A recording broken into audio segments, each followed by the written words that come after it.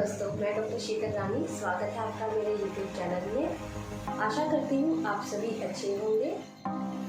दोस्तों, आजकल दिन प्रतिदिन खांसी के केसेस बढ़ते जा रहे हैं। मौसम चेंज होने की वजह से ये तकरीबन देखा जा रहा है। तो आज हम खांसी के बारे में डिस्कस करते हैं। इसके क्या क्या लक्षण होते हैं, क्या इसके पीछे क्या कारण होता है और होम्योपैथी में कौन सी इसकी दवा बहुत ही उपयोगी है। ये वीडियो आपके लिए काफ़ी उपयोगी होने वाला है और इसे अंत तक जरूर देखिए। अगर आप मेरे चैनल पर पहली बार मेरी वीडियो देख रहे हैं तो मेरी वीडियो को लाइक, शेयर एंड चैनल को सब्सक्राइब और साथ में बेल आइकन दिया गया है।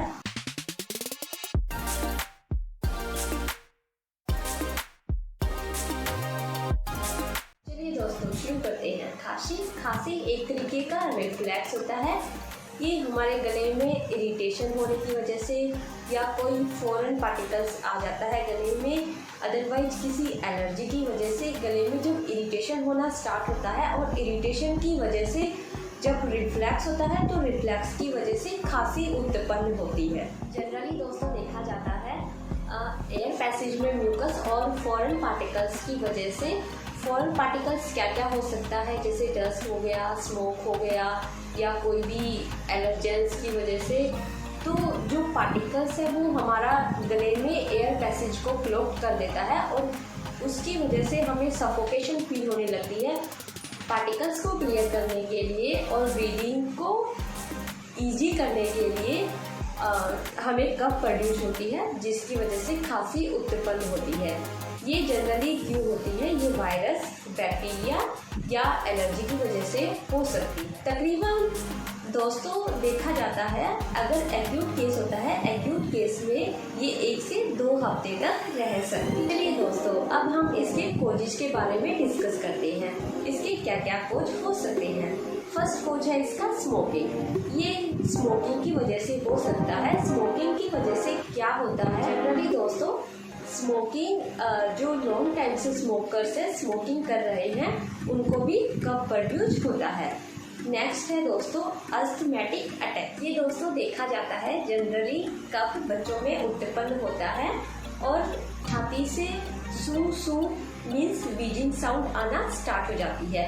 अगर हम इसके दूसरे लक्षणों के बारे में बात करते हैं, जैसे पोस्ट नेजल ड्रिप, बार बार गले में बलगम टपक रहा, या फिर जैसे आवाज़ है, आवाज़ भारी हो जाती है, गले में खराश उत्पन्न हो जाती है, या कोई बैक्टीरियल इन्फेक्शन जैसे निमोनिया या वूपिंग कफ, या फिर ज़्यादा लंबे समय तक खांसी रह जाती है, उसकी वजह से भी ये देखने को हमें मिलता है। जनरली दोस्तों देखा जाता है खांसी 2 टाइप की होती है, ड्राई और वेट कफ।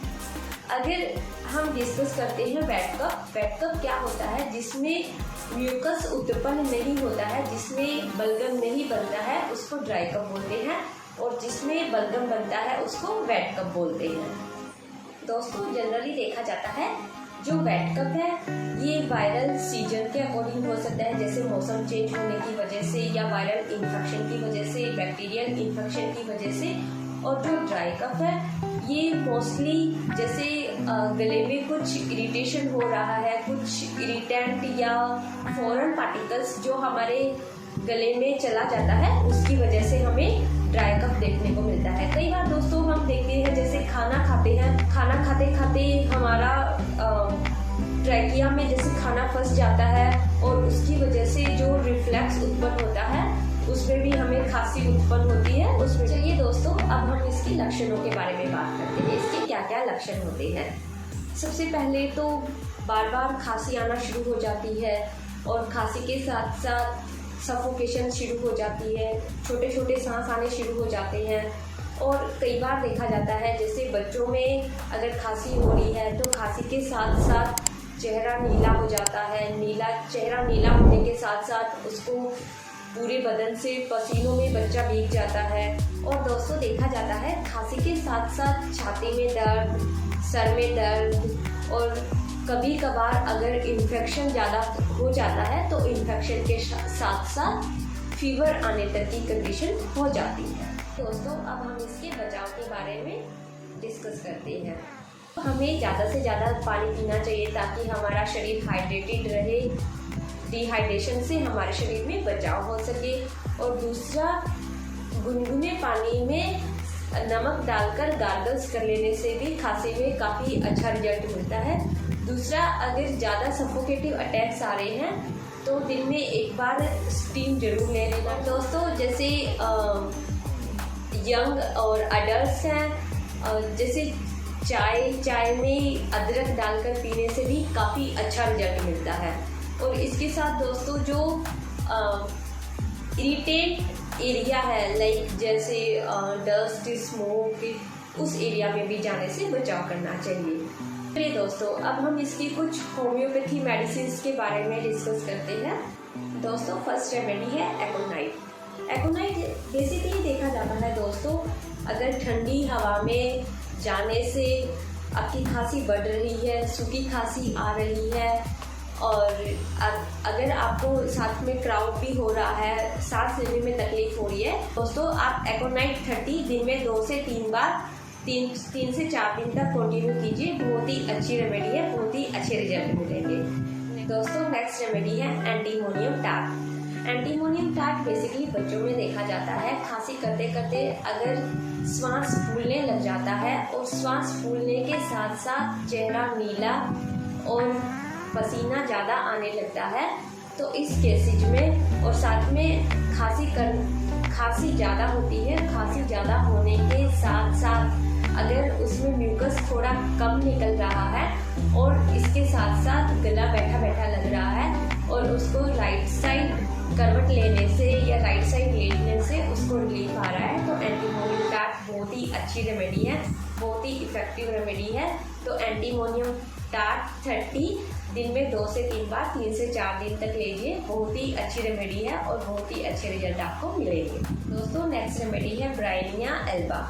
ब्राइनिया एल्बा, अगर आपको ड्राई कफ की प्रॉब्लम हो रही है और अगर आपको मोशन से मीन्स इधर उधर हिलने डुलने में, अगर आपको चलने में प्रॉब्लम हो रही है और बार बार आपको सफोकेटिव अटैक्स आ रहे हैं, और अगर आप वार्म कमरे में जा रहे हैं, अगर आपको ऐसा कुछ प्रॉब्लम हो रहा है तो ब्राइनिया एल्बा काफ़ी अच्छी रेमेडी है। ब्राइनिया एल्बा 30 पोटेंसी में दिन में 2 से 3 बार 3 से 4 दिन तक कंटिन्यू कीजिए।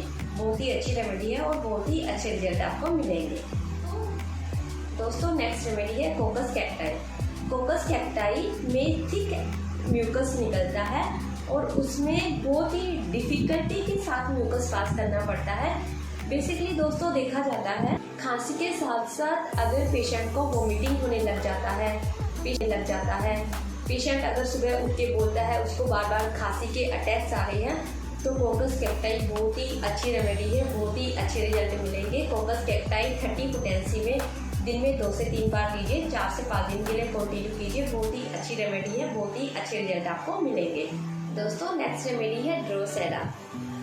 दोस्तों, इसमें देखा जाता है कि मरीज की आवाज़ फटी आने लगती है और फटी आवाज़ के साथ साथ आवाज़ भारी हो जाती है, और पेशेंट को अगर छाती ऐसे पकड़ के अगर खांसी करना पड़े, और इसके साथ अगर आपको सफोकेटिव अटैक्स नाइट में, रात में आ रहा है, तो आप ड्रोसेरा 30 ले सकते हैं। ड्रोसेरा 30 2 से 3 दिन के लिए कंटिन्यू कीजिए।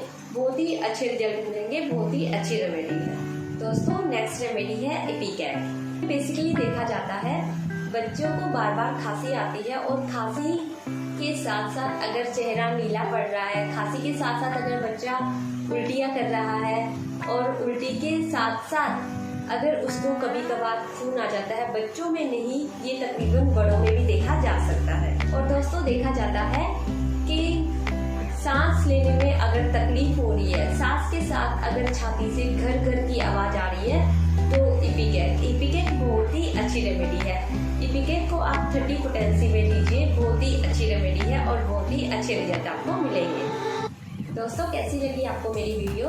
होप सो आपको पसंद आई होगी। अगर आपको पसंद आई हो तो मेरी वीडियो को लाइक, शेयर एंड चैनल को सब्सक्राइब, साथ में बेल आइकन दिया गया है, तो घंटी दबाना मत भूलिए।